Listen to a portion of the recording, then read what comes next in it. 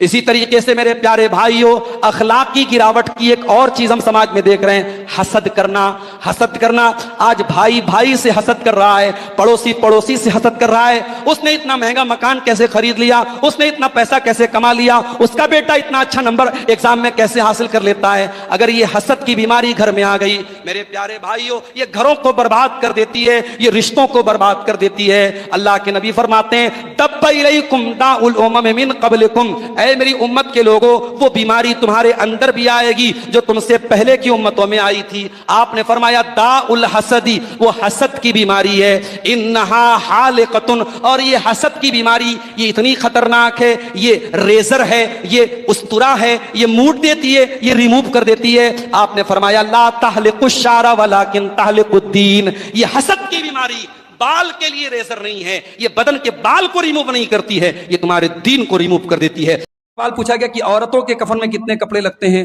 اور کون کون سے درست ہیں، تو اس مسئلے میں تھوڑا سا علماء کا اختلاف ہے۔ ایک حدیث سے 5 کپڑوں کا، عورتوں کے کفن میں 5 کپڑوں کا ثبوت ملتا ہے، اور اس میں ایک کپڑا عورت کی قمیص کے طور پر، اور ایک عورت کے ازار کے طور پر، اور ایک اس کے دوپٹے کے طور پر، اور 2 ایسے لفافے کے طور پہ اس کو کفنایا جائے گا۔ اس حدیث میں ایسا ذکر ملتا ہے، مگر علامہ البانی رحمۃ اللہ علیہ نے اس حدیث کو ضعیف قرار دیا ہے، اور ان کا کہنا ہے کہ مرد اور عورت کے کفن میں کوئی فرق ثابت نہیں ہے۔ عورت کے کفن میں جو فرق کی حدیثیں ہیں، علامہ البانی کہتے ہیں وہ حدیثیں ضعیف ہیں۔ تو یہ ایک اختلافی مسئلہ ہے۔ بہت سارے علماء نے عورت کی حیا کے پیش نظر اس کے لیے، جیسے بہت سارے مسائل میں حکم الگ ہے مردوں سے، تو انہوں نے 5 کفن میں 5 کپڑوں کی بات کو قرار دیا ہے، اس کو صحیح کہا ہے، اور علامہ البانی رحمۃ اللہ علیہ نے 3 کو ہی صحیح قرار دیا ہے۔ تو یہ ایک ایسا مسئلہ ہے جو اختلافی مسئلہ ہے، آپ اپنے علاقے کے جو علماء ہیں ان سے اس سلسلے میں رہنمائی حاصل۔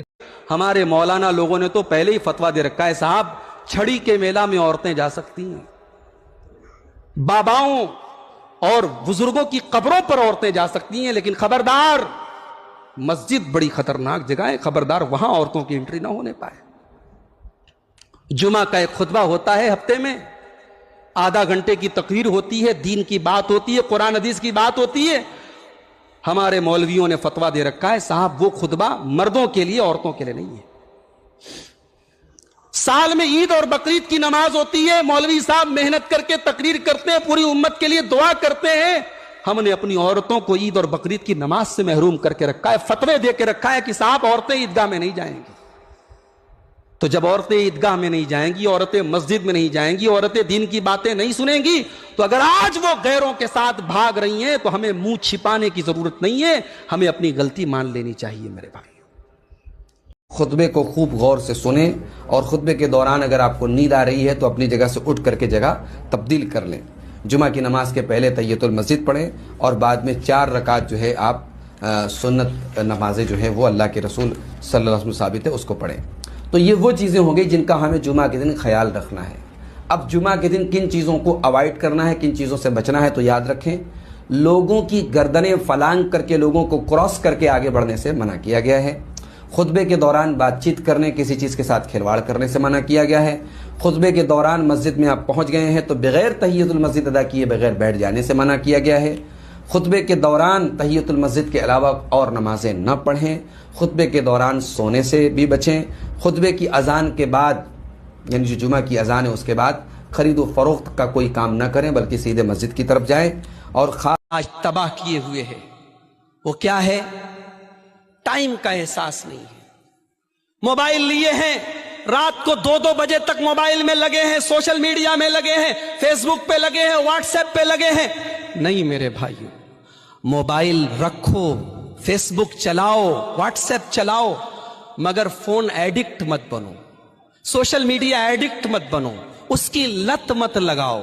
موبائل کے چکر میں اتنا مت پڑ جاؤ کہ اپنے بچوں سے غافل ہو جاؤ، اپنی بیوی سے غافل ہو جاؤ، اپنے ضروری کاموں سے غافل ہو جاؤ، نماز سے غافل ہو جاؤ۔ پیارے نبی صلی اللہ علیہ وسلم فرماتے ہیں نعمتان مغبون فیہما کثیر من الناس الصحۃ والفراغ، 2 نعمتیں ایسی ہیں کہ لوگ ان کی قدر نہیں کرتے، لوگ ان کی ویلو نہیں سمجھتے۔ ایک تندرستی ہے اور دوسری ٹائم ہے۔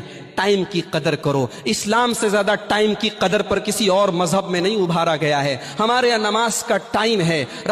مردوں کے اندر بھی عورتوں کے اندر بھی بڑی تیزی سے بے حیائی پھیل رہی ہے۔ اور مجھے معاف کیجئے گا، یہ جو موبائل ہمارے ہاتھوں میں ہے یہ ہم کو بڑی تیزی سے بے حیا بنا رہا ہے، اور یہ موبائل ہم کو صرف بے حیا نہیں بنا رہا، ہمیں منافق بھی بنا رہا ہے۔ میری تلخ کلامی کو معاف کیجئے گا، میری زبان اگر سخت لگے تو معاف کیجئے گا، مگر یہ موبائل ہمیں منافق بنا رہا ہے۔ یہ موبائل ہمیں دو چہرے دے رہا ہے، ایک چہرہ وہ ہے جو ہمارا عوام کے سامنے ہے، اور ایک چہرہ وہ ہے جو یہ موبائل جانتا ہے۔ اس موبائل پہ ہم کیا دیکھ رہے ہیں، کیا ویڈیو پلے کر رہے ہیں، کیا کس سے باتیں کر رہے ہیں، یہ موبائل ہماری حقیقت کو جانتا ہے۔ مگر یاد رکھو میرے بھائیو، جہاں دنیا میں کسی کی نظر نہ پڑے، میرے رب کی نظر تو وہاں پر بھی موجود ہے، میرے رب کا علم تو وہاں پر بھی موجود ہے، میرے رب کی قدرت تو وہاں پر بھی موجود ہے۔ میرا رب تو کوئی نئی فلم آئی ہے صاحب، کوئی رومانٹک فلم آئی ہے، تھیٹروں میں لگی ہے، ہماری برقع نشین لڑکیاں، ہماری برقع نشین بہنیں تھیٹر میں وہ فلم دیکھ کر کے رو رہی ہیں، ان کے رونے کا ویڈیو انسٹاگرام پہ اپلوڈ ہو رہا ہے۔ یہ ہے اس قوم کی دلچسپی، یہ ہے اس قوم کا ذوق، یہ ہے۔ آپ کے اس بریلی سے بہت دور نہیں، سنبھل کا علاقہ، اس علاقے کی دو لڑکیاں ابھی پولیس نے اریسٹ کیا ہے، دونوں مسلمان ہیں، اور ان دونوں لڑکیوں کا کام کیا تھا؟ انسٹاگرام پر اور فیس بک پر بیہودہ گالی گلوچ والے اور گندی لینگویج والے ویڈیو ڈال کر کے پیسہ کمانا۔ یہ ہماری قوم کا حال ہو چکا ہے۔ اللہ تعالی ہم سب پر رحم فرمائے۔ گناہوں سے اللہ تعالیٰ اتنا ناراض ہے کہ اللہ تعالیٰ ہم پر بارش نہیں نازل فرما رہا ہے۔ اے اللہ، آج جمعہ کے دن اس منبر سے کھڑے ہو کر اے اللہ میں تجھ سے دعا کرتا ہوں، اور ہم سب یہ دعا کرتے ہیں، اے اللہ ہم گنہگاروں کو ہمارے گناہوں کی سزا نہ دے، اے اللہ تو رحمتوں کی بارش ہم پر نازل فرما دے۔ میرے بھائیو، گناہ کرو گے تو زمین پر، دھرتی پر مصیبتیں آئیں گی، کبھی سوکھا پڑے گا، کبھی فصلیں برباد ہو جائیں گی، کبھی کاروبار میں لاس ہوگا، کبھی ظالم حکومت تمہارے اوپر آئے گی، یہ گناہوں کی پاداش اور گناہوں کی سزا ہوگی۔ نبی نے فرمایا کہ خبردار گناہوں سے بچنا، ورنہ اللہ تعالیٰ کا عذاب تمہارے